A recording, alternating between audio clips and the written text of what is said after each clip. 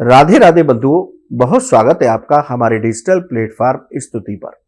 बंधुओं, इस वीडियो में हम बात करेंगे कि सावन में कावड़ यात्रा क्यों होती है, इसका क्या पौराणिक रहस्य है, क्या इसकी परंपरा है, और बात करेंगे कि सबसे पहली कावड़ यात्रा किसने की थी।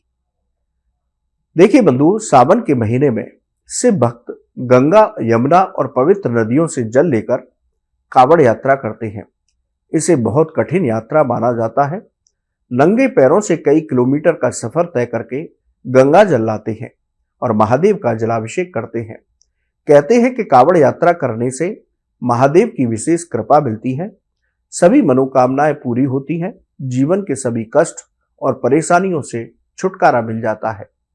आइए जानते हैं कावड़ यात्रा किसने सबसे पहली बार की थी, इसके पीछे क्या पौराणिक कथा और रहस्य है। सबसे पहली कावड़ यात्रा की बात करें तो शास्त्रों के मुताबिक कावड़ यात्रा सबसे पहले श्रवण कुमार ने की थी। उन्होंने एक कावड़ तैयार कर अपने माता पिता को इसमें बिठाकर तीर्थ यात्रा कराई थी। श्रवण कुमार की मृत्यु भगवान राम के पिता दशरथ जी के हाथों अनजाने में हुई थी, लेकिन उनकी माता पिता के प्रति श्रद्धा और भक्ति को देखते हुए सावन महीने का नाम श्रावण मास पड़ा। उनकी कावड़ यात्रा की वजह से ही सावन में श्रद्धालु भगवान शिव के लिए कावड़ यात्रा करते हैं। भगवान राम ने भी कावड़ यात्रा की थी। धार्मिक मान्यताओं के अनुसार भगवान राम, माता सीता और लक्ष्मण जी ने भी कावड़ यात्रा की थी। वे कावड़ यात्रा करके गंगा जल लेकर आए और देवघर के वैद्यनाथ ज्योतिर्लिंग पर अभिषेक किया था। इसी मान्यता के अनुसार देवघर में आज भी विशाल कावड़ यात्रा उत्सव मनाया जाता है। लाखों भक्त कावड़ यात्रा कर गंगा जल लाते हैं और वैद्यनाथ ज्योतिर्लिंग का अभिषेक करते हैं। शास्त्रों के मुताबिक ऐसा भी माना जाता है कि सबसे पहली कावड़ यात्रा भगवान शिव के परम भक्त परशुराम जी ने भी की थी।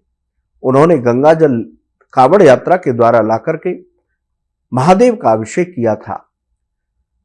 अब इस कावड़ यात्रा का रहस्य समुद्र मंथन से कैसे जुड़ा हुआ है, ये जानते हैं। पौराणिक कथा के अनुसार जब देवता और अर्षों ने अमृत पाने के लिए समुद्र मंथन किया तो सबसे पहले कालकूट नाम का भयंकर विष निकला था। इस विष का प्रभाव इतना प्रचंड था कि सारी सृष्टि का विनाश हो सकता था, लेकिन भगवान शिव ने सृष्टि की रक्षा के लिए इस भयंकर विष को भी पी लिया। माता पार्वती ने जहर को गले से नीचे नहीं उतरने दिया, जिसकी वजह से भगवान शिव का कंठ नीला पड़ गया। तभी से भगवान शिव को नीलकंठ नाम से भी जाना जाता है। विष के प्रभाव से भगवान शिव के शरीर में जलन होने लगी।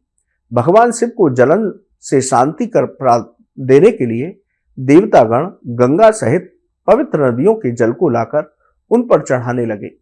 अनेक औषधियों को गंगा जल में मिलाकर उनका अभिषेक करने लगे। इससे महादेव को शीतलता मिली और विष का प्रभाव कम हुआ।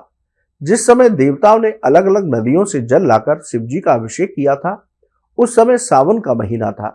तभी से भगवान भोलेनाथ के भक्त दूर दूर से कावड़ यात्रा के माध्यम से गंगा जल लाकर महादेव का जलाभिषेक करते हैं। बंधुओं, ये यात्रा बहुत कठिन मानी जाती है।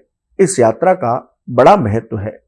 भोलेनाथ की भक्ति में डूबे भक्त सैकड़ों किलोमीटर की पैदल नंगे पांव यात्रा करके कावड़ से जल लाते हैं और महादेव का जलाभिषेक करते हैं। इस यात्रा के बहुत कठिन नियम होते हैं। इस यात्रा के दौरान कावड़ियों को सात्विक भोजन करना होता है। शरीर शुद्धि का विशेष ध्यान रखना होता है। किसी भी परिस्थिति में क्रोध और वाणी पर नियंत्रण रखना होता है।